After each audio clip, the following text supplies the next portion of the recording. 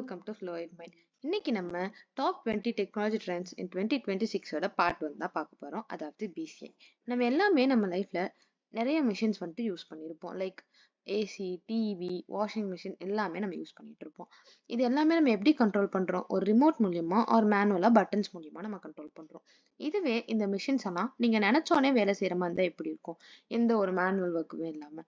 அதுதான் இன்னைக்கு நம்ம பார்க்க போறோம். So what is PCI? அதாவது நம்ம பிரெயின்ல தர சிக்னல்ஸை டைரக்டா ஒரு எக்ஸ்டர்னல் டிவைஸ் மூலியமா கனெக்ட் பண்ணி அது வந்து ஒர்க் பண்ற மாதிரி இருக்கிறது தான் இந்த பிசிஐன்னு சொல்றாங்க. இதுக்கு நீங்க எந்த ஒரு ஒர்க்குமே செய்ய தேவையில்லை. லைக் உங்க speech output source or output தேவைப்படாது, உங்க மசில்ஸ்ல இருக்க ஆக்ஷன்ஸ் தேவைப்படாது, எதுவுமே தேவைப்படாது. Just your brain signals is enough. So இது எப்படி வேலை செய்யுது? ஃபர்ஸ்ட் திங், நம்ம பிரெயின்ல பிளேஸ் ஆயிருக்க அந்த பிசிஐ டிவைஸ் ஒரு சிப் இருக்கட்டும், அது என்ன பண்ணுதுன்னா நம்ம பிரெயினோட சிக்னல்ஸை ஃபர்ஸ்ட் அக்வயர் பண்ணுது. ஸோ இதை வந்துட்டு சில டிவைசஸ் ஆர் சிப்ஸ் மூலியமா பண்ணலாம்.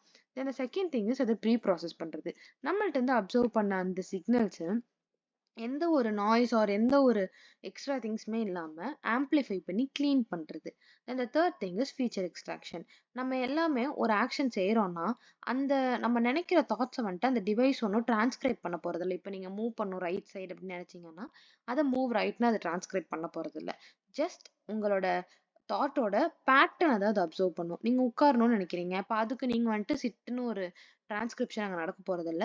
நீங்க உட்காரணும்னு நினைக்கிற அந்த தாட்க்கு ஒரு பேட்டர்ன் இருக்கும், அதை தான் அது அப்சர்வ் பண்ண போகுது. தென் கிளாசிஃபிகேஷன். அப்சர்வ் பண்ண பேட்டர்ன்ஸை இந்த ஏஎம்எல் அல்காரிதம்ஸ் வந்துட்டு கமாண்ட்ஸா டிரான்ஸ்லேட் பண்ணுது. ஸோ அந்த கமாண்ட்ஸை வச்சு தான் அந்த டிவைஸை நம்ம கண்ட்ரோல் பண்றோம். Then types of PCA. இப்போ அந்த பிசிஐ டிவைஸ் வச்சு தான் நம்ம நடக்குது பிரெயின் சிக்னல்ஸை அக்வயர் பண்ணுதுன்னு சொல்றோம். அது எப்படி நம்ம பிரெயின் சிக்னல்ஸை அக்வயர் பண்ணணும்? அதை வச்சு தான் இந்த 3 டைப்ஸும் பிரிச்சிருக்காங்க. இன்வேசிவ், பார்ஷியல் இன்வேசிவ் அண்ட் நான் இன்வேசிவ். நான் இன்வேசிவ்ன்றது டோனி ஸ்டார்க்கோட சூட் மாதிரி. அவர் உடம்ப சுத்தி இருக்கும், ஆனா வந்துட்டு உள்ள சர்ஜரி மூலியமாவோ ஒரு எது மூலியமா அவங்க பிசிக்கலா அவங்க பாடிக்குள்ள வந்துட்டு அது பிளேஸ் பண்ணப்படலை. ஸோ அது வந்துட்டு நான் இன்வேசிவ், எக்ஸ்டர்னலா இருக்க டிவைஸ். பார்ஷியல் இன்வேசிவ்னா நம்ம ஸ்கல் மேல வச்சிருப்பாங்க. லைக் சர்ஜரி மூலியமா நம்ம ஸ்கல் மேல வச்சிருப்பாங்க. இதுவே இன்வேசிவ்னா நம்ம ஸ்ட்ரெயிட்டா நம்ம பிரெயின் மேல, அதாவது நம்ம பிரெயின் டிஷ்யூ மேலேயே அந்த டிவைஸை வந்துட்டு பிளேஸ் பண்ணியிருப்பாங்க. இன்வேசிவ்ல வந்துட்டு எப்பவுமே ஹை சிக்னல் குவாலிட்டி இருக்கும். பார்ஷியல் இன்வேசிவ்ல கம்பேர்ட் டு இன்வேசிவ் கொஞ்சம் கம்மியா இருக்கும்.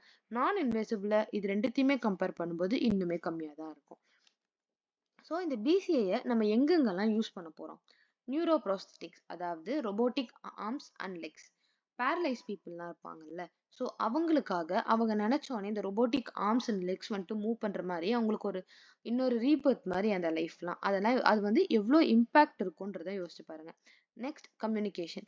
வாய் பேச வர முடியாதவங்களுக்கெல்லாம் இந்த ஒரு எக்ஸ்டர்னல் டிவைஸ் மூலிமா அவங்க நினைக்கிறத டைப் பண்ணவோ இல்லை வாய்ஸாவோ கூட நம்மளால கொடுக்க முடியும். when it comes to entertainment purpose, gaming and VR, இப்போ நம்ம ரோப்ளாக்ஸ் அது இதுன்னு விளையாடுற மாதிரி ஃபியூச்சர்ல இந்த மைண்ட் கண்ட்ரோல் கேம்ஸ்ன்றது தான் பீக்ல இருக்குன்ற மாதிரி பேசிக்கிறாங்க. தென் health care, research and mental health, இது எல்லாத்துலேயுமே அதிகமாக யூஸ் பண்ணலாம் அப்படின்றத சொல்றாங்க. இது ஃபியூச்சர் என்னென்ன?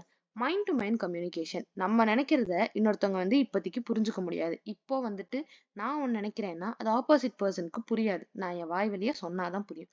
ஆனா ஃபியூச்சர்ல இதுவே நான் நினைச்சா கூட இன்னொருத்தவங்களுக்கு தெரிஞ்சிடும் அப்படின்றது இந்த mind to mind communication. Then PCI and AI integrate ஆகும்போது ரொம்ப ஸ்மார்ட் அண்ட் அடாப்டிவ் சிஸ்டம்ஸ் வந்து ஃபியூச்சர்ல வரதுக்கு சான்சஸ் இருக்கு. மெடிக்கல் பிரேக் த்ரூஸ்க்கு நான் ப்ரீவியஸ் ஸ்லைட்ல சொன்ன மாதிரி இந்த மாதிரி நிறைய இந்த பேரலைஸ் பீப்புள் கம்யூனிகேஷன் கொடுக்கறதுக்கு இதுக்கு எல்லாத்துக்குமே யூஸ் பண்ணலாம்.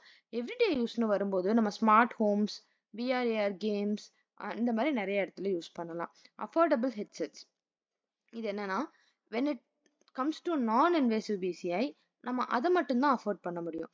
இன்னும் அஃபோர்ட் பண்ணலாம், பட் ரொம்ப காஸ்ட் ஆகும் அப்படின்ற மாதிரி சொல்றாங்க. பப்ளிக் யூஸ்க்கு இந்த நான் இன்வேசிவ் பிசிஎஸ் தான் யூஸ் பண்ண முடியும் அப்படின்னு சொல்றாங்க. சேலஞ்சஸ் என்னன்னா, இப்போயே நம்ம ஏஐ யூஸ் பண்ணும்போது நம்ம டேட்டாவுக்கு வந்துட்டு ஒரு ப்ரைவசி கிடையாது. Like privacy in the sense safety கிடையாது. ஈஸியா நம்மளை வந்து நம்மளே நம்ம டேட்டாஸை லீக் பண்றோம். ஆனா இதுவே ஃபியூச்சர்ல இன்னும் இது வந்துட்டு ஹை அக்யூரசி இதெல்லாம் வரும்போது கண்டிப்பா நம்மளோட ப்ரைவசிக்கு ரிஸ்க் இருக்குன்னு தான் சொல்லலாம். தென் அக்யூரசி அண்ட் ஸ்பீட் வரும்போது அந்த பிசிஐயோட டைப்பை பொறுத்து அது வேரி ஆகலாம்.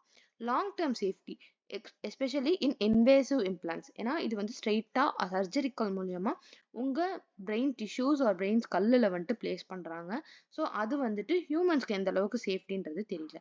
ஸோ இதுதான் இந்த பிசிஐயோட ஃபியூச்சர் அண்ட் சேலஞ்சஸ். ஸோ நம்ம கன்க்ளூஷனுக்கு வந்துட்டோம்.